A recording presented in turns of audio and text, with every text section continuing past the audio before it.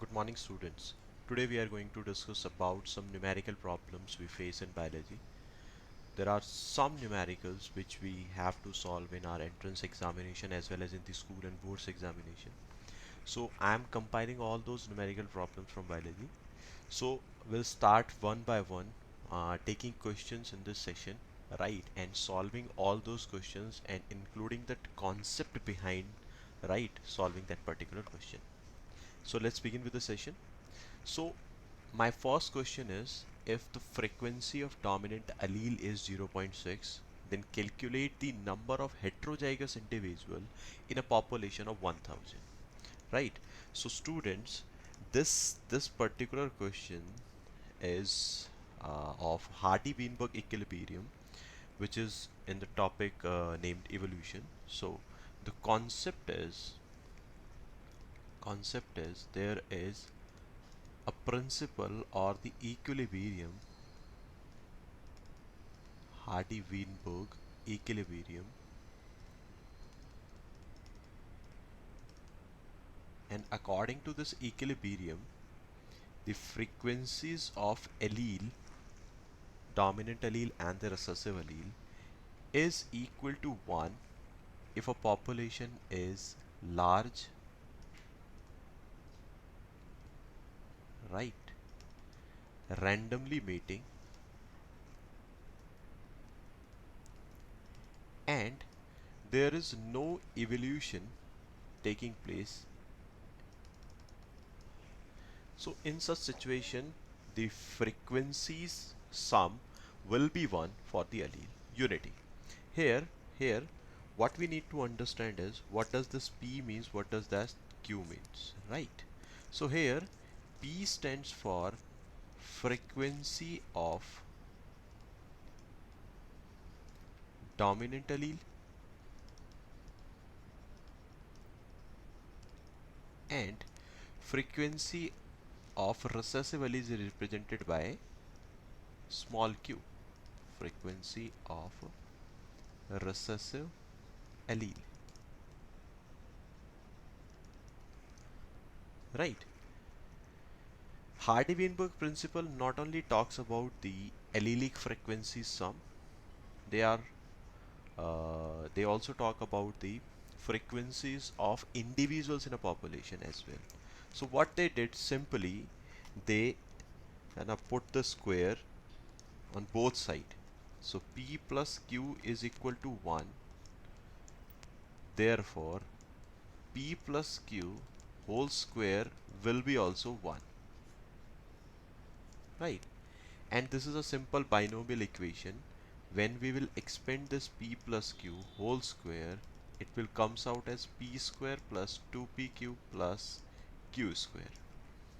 So here, what Hardy and Weinberg suggested, that P square is the frequency of dominant individuals, dominant individuals. Which type of dominance? Homozygous dominance, right?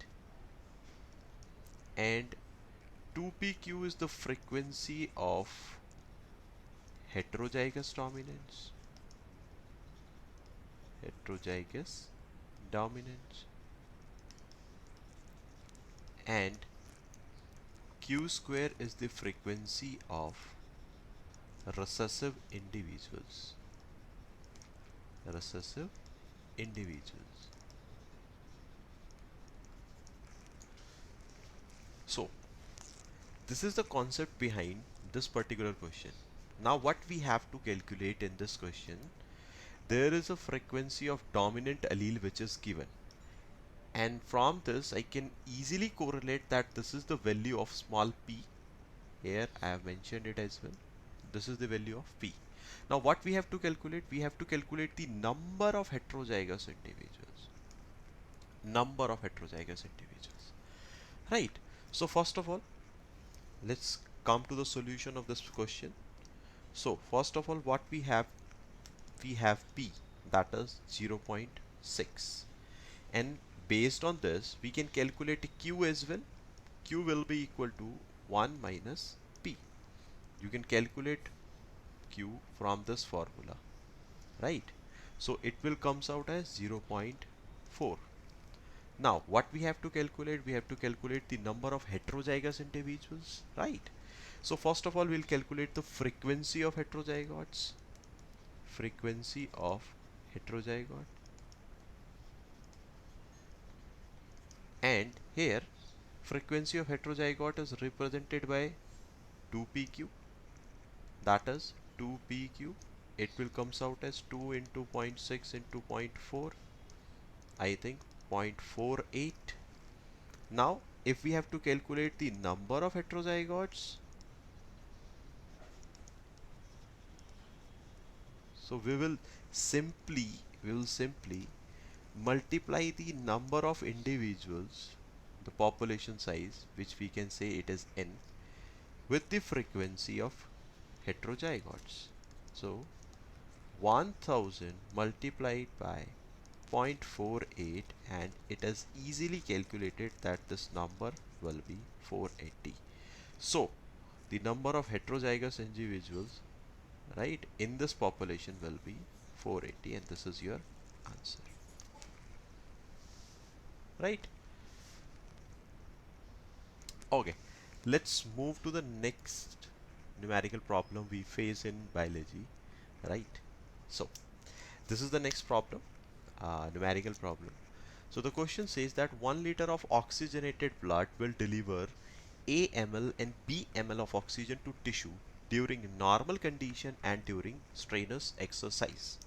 So, so first we should know the concept behind it. So the concept is every 100 ml of deoxygenated blood, oh sorry, I'm sorry,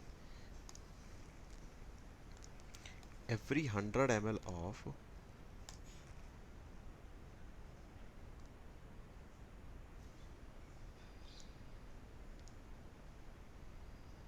every 100 ml of oxygenated blood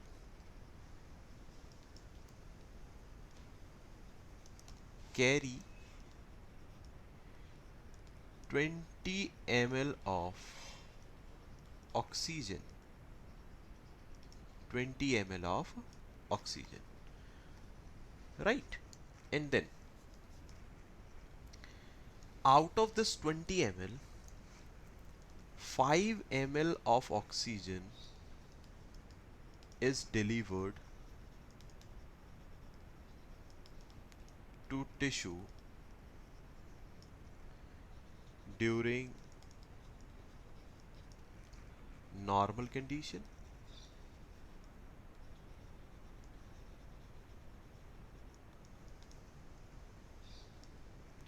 and 15 ml during emergency situation. Emergency situation like strenuous exercise, etc., right? So this is the fact that you have to learn, especially the second one. This one you have to learn. In solving such questions, you have to take care of this fact. So based on this, we can easily calculate now. Now again, I'm reading the question. 1 liter of oxygenated blood, right, deliver AML and BML of oxygen to tissue during normal condition and during strenuous exercise condition, right? Strenuous exercise condition is the emergency situation. So we can easily calculate it. There is no challenge in solving such questions. So what will be the solution? So as we know, 100 ml deliver how much? 5 ml. So 1000 ml will deliver 50 ml. So this will be our A.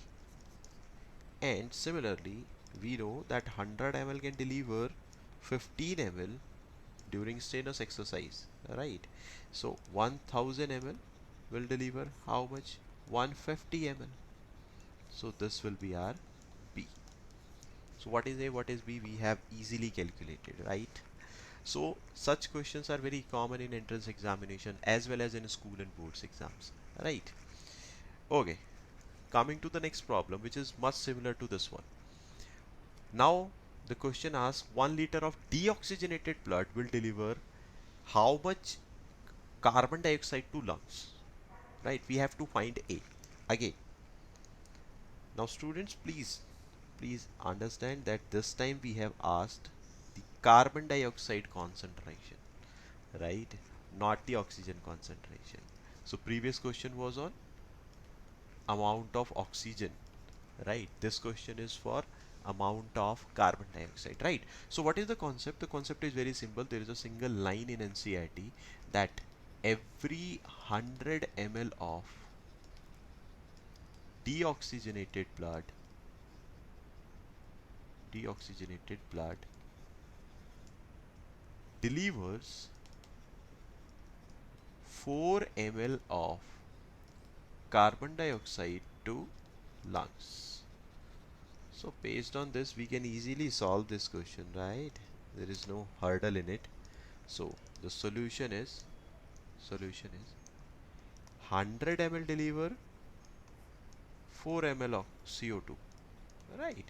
And we have to calculate for 1 liter, that is 1000 ml. So it is simple, 40 ml of CO2. So what will be the value of A? The A will be 40 ml. Isn't it simple? It's very simple, right? Okay, coming to the one last problem, numerical problem of biology that I have compiled. So on which day of ovulation, right, will occur if menstrual cycle is of 36 days? So again, there is a concept behind it that we should learn. So the concept is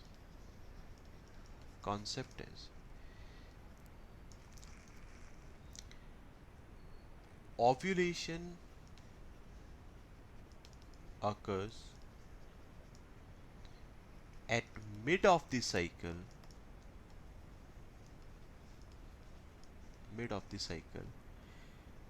during normal healthy state, right? It is in context of the NCERT, they have also written it. So normal healthy state states that the number of days in menstrual cycle will be 28 to 29 days, right? So day of ovulation, right, will be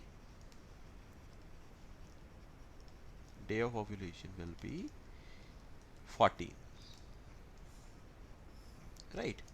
This is based on this line of NCERT. But student, this is the line that confuses most of the student. Now what the student will do, this is 36 day, so they will simply divide it by 2 and they will calculate that 18th day will be the ovulation day. Let me tell you, your answer is completely wrong. So there is one hidden concept that you should understand before solving such type of questions, right? So the concept is day of ovulation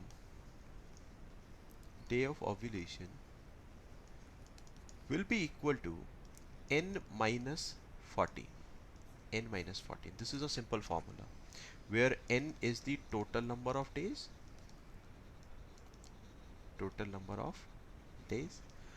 while what does 14 signifies here? This 14 signifies the duration of luteal phase. Student, you should know that menstrual cycle is consisting of three phases mainly, right? Three phases mainly. The first is follicular phase, which ends at the ovulation, right? So second phase will be ovulation, right? And third phase is luteal phase. Out of these three phases, the duration of luteal phase is always fixed and it is 14 days, right? So we can say that 14 days after the ovulation there will be menses, right? So luteal phase is fixed. That means that whatever the number of days in menstrual cycle, the day of ovulation will be है ना, just 14 days minus from the total number of days, right? So coming to the solution of this particular question, so n minus 14, where n is 36 minus 14, so it will comes out as 22, यानी कि 22nd day will be the ovulation day, will be the ovulation day, right? So thank you very much for the session. I hope you have learned something. Thank you very much.